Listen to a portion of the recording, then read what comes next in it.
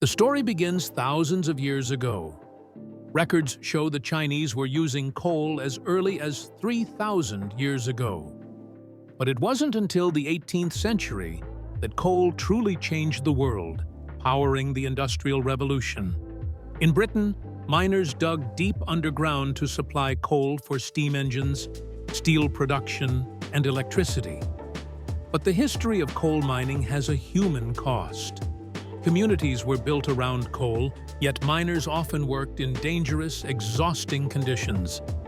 Accidents, black lung disease, and environmental destruction became part of the coal story. Families relied on coal for survival, but also paid the price of its risks. Today, coal remains one of the most used energy sources worldwide, especially in Asia. Yet, it is also the largest source of carbon emissions driving climate change.